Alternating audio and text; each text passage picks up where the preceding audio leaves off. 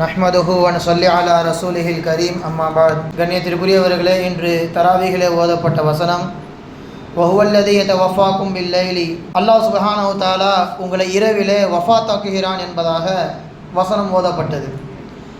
அதன் அடிப்படையில் இன்றைய தினம் நாம் தூக்கத்தை குறித்தும் அதனைத் தொடர்ந்து கனவை குறித்தும் சிந்தித்து உணர்வது அவசியம். கண்ணியம் மிகுந்த சாலிஹீன்களே, அல்லாஹ் சுப்ஹானஹு தஆலா தூக்கம் என்கின்ற மாபெரும் ஒரு நிஅமத்தை குறித்து மனிதனை ஆசுவாசப்படுத்துகின்றான்.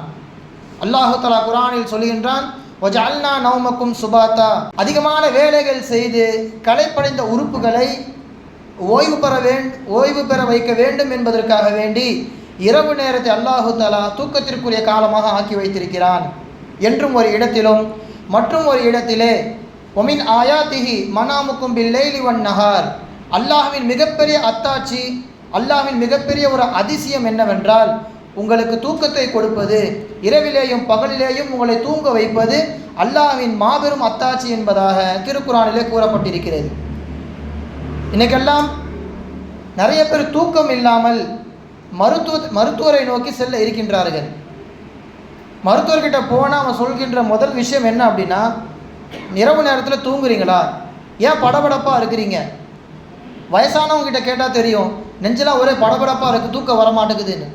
அப்போது மருத்துவர்கள் சொல்லுகின்ற ஒரு அந்த விஷயம் என்னவென்றால், உங்களுக்கு தூக்க மாத்திரை எழுதி கொடுத்துருக்க, நிம்மதியாக தூங்குங்க, எல்லாம் சரியாக போயிடும்.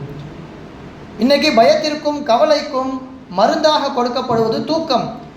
அந்த தூக்கத்தை அல்லாஹு தஆலா ஒரு 1400 வருடங்களுக்கு முன்பாகவே பயப்படுகின்ற சஹாபாக்களுக்கு, கவலைப்படுகின்ற சஹாபாக்களுக்கு பத்ர் நடக்கின்ற அன்றைய இரவு அல்லாஹு தஆலா கொடுத்தான் என்பதாக குர்ஆன் கூறுகின்றது. அன்ஸல் அலைக்கும் மின் பஅதில் கம்மி அமனத்தன் நுஆஸா, பயப்படுகின்ற சஹாபாக்களுக்கு, கவலைப்படுகின்ற சஹாபாக்களுக்கு அன்றைய தினம் இரவிலே நிம்மதியான உறக்கத்தை கொடுத்தோம் என்பதாக அல்லாஹு தஆலா சொல்லி காண்பிக்கின்றான். எனவே பயம் நீங்குவதற்கும் கவலைகள் போகுவதற்கும் தூக்கத்தை அல்லாஹு தஆலா மிக சிறந்த ஒரு நிவாரணியாக தந்திருக்கிறான் என்பதில் எந்த விதமான மாற்று கருத்தும் கிடையாது. இந்த தூக்கத்தை குறித்து நாம் எடுக்கின்ற மிகப்பெரிய ஒரு படிப்பினை என்னவென்றால், ஸல்லல்லாஹு அலைஹி வஸல்லம் அவர்கள் சொன்னார்கள், அந்நௌமு அகுல் மௌத், தூக்கம் மரணத்தின் சகோதரன். நேற்றைய தினம் மரணத்தின் சிந்தனை நமக்கு இருக்க வேண்டும், அதன் மூலம் நாம் நம்மை சரி செய்து கொள்ள முடியும் என்பதாக சொல்லப்பட்டது. தினந்தோறும் நாம் தூக்கத்தின் மூலமாக மரணத்திற்கு ஒரு ட்ரையல் எடுத்துக்கொண்டு இருக்கின்றோம். மரணம் இப்படி தான் இருக்கும், இப்படி தான் அசையாமல் ஆடாமல் இருப்போம் என்பதை அல்லாஹு தஆலா தினந்தோறும் மரண சிந்தனையை நம்முடைய தூக்கத்தின் மூலமாக வைத்திருக்கின்றான். இன்றைக்கி ஓதப்பட்ட வசனமும் அதைத்தான் சொல்கின்றது, வஹுவல்லதி யதவஃபாக்கும் பில்லைல், அல்லாஹ் உங்களை இரவில் மரணிக்க செய்கின்றான். அதனால தான் நம்ம தூங்குறதுக்கு முன்னாடி அல்லாஹும்ம பிஸ்மிக்க அமூத்து, உன் பெயரை கொண்டே மரணிக்கிறேன் என்பதாக நாம் ஓதுகின்றோம். எழுகின்ற பொழுதும் அல்ஹம்துலில்லாஹில்லதி அஹ்யானா பஅதமா அமாதனா, என்னை மரணிக்க செய்து பிறகு உயிர் கொடுத்து எழுப்பி அல்லாஹுக்கே எல்லா புகழும் என்று அல்லாஹு தஆலா நாம் புகழவும் செய்கின்றோம். தூக்கம் ஒரு வகையான மரணம். அந்த மரணத்தை நாம் நினைக்க வேண்டும் என்பதற்காக வேண்டி ஸல்லல்லாஹு அலைஹி வஸல்லம் அவர்கள் இப்படி நமக்கு சொல்லி தந்திருக்கிறார்கள்.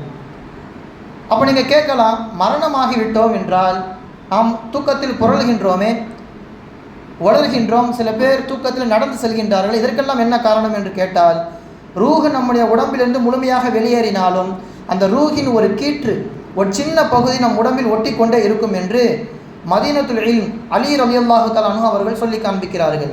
அன்ன ரூஹ் தஹ்ருஜு இன்த நௌமி வ யப்கா ஷிஆஹுஹா, முழுமையாக நம் உடம்பிலிருந்து ரூஹ் வெளியே சென்று விட்டாலும் அதனுடைய ஒரு சின்ன பகுதி நம் உடம்பில் இருப்பதின் காரணமாகத்தான் தூக்கத்தில் நாம் புரளுகிறோம், சில நேரத்தில் உளறுகிறோம், தூக்கத்தில் நடக்கிறோம் என்பதாக சொல்வார்கள் அலி ரலியல்லாஹு தஆலா அன்ஹு அவர்கள். கண்ணியத்திற்குரியவர்களை, இதனை தொடர்ந்து நாம் கனவை சிந்தித்து உணர்வதும் அவசியம். ஸல்லல்லாஹு அலைஹி வஸல்லம் அவர்கள் சொன்னார்கள், அர்-ருயா அலா ரிஜ்லி தாயிர், நாம் காணுகின்ற கனவு பறவையின் காலில் கட்டப்பட்டிருக்கிறது.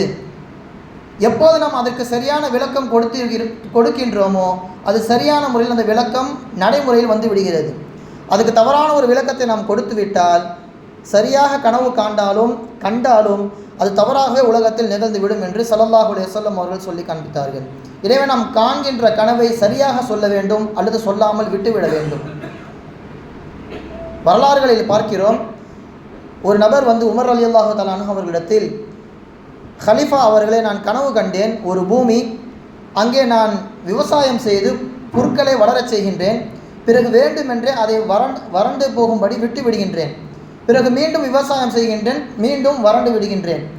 இதற்கு என்ன விளக்கம் என்பதாக கேட்க உமர் ரலியல்லாஹு தஆலா அன்ஹு அவர்கள் சொன்னார்கள், நீங்கள் இப்போது முஸ்லீமாக இருக்கிறீர்கள், பிறகு காஃபிராக மாறுவீர்கள், மீண்டும் முஸ்லீமாக இருப்பீர்கள், மீண்டும் காஃபிராக மாறுவீர்கள் என்று சொல்ல மா ரஅய்து ஷைஅன், நான் சும்மா சொன்னேன், எந்த கனவுமே நான் காணலை என்பதாக சொல்லும்போது உமர் ரலியல்லாஹு தஆலா அன்ஹு அவர்கள் சொன்னார்கள், கது குலியலக்க மா குலியலி சாஹிபி யூசுஃப், ஹஸரத் யூசுஃப் அலைஹிஸ்ஸலாம் அவர்களிடத்திலே சிறைச்சாலையில் இருக்கின்ற பொழுது ஒருவன் அப்படித்தான் சொன்னான், நான் காணாத கனவை கண்டபடி சொன்னான், அவர் விளக்கம் கொடுத்தார், அதற்கு ஏற்றால் போல் அவன் வஃபாத் ஆகிவிட்டான்.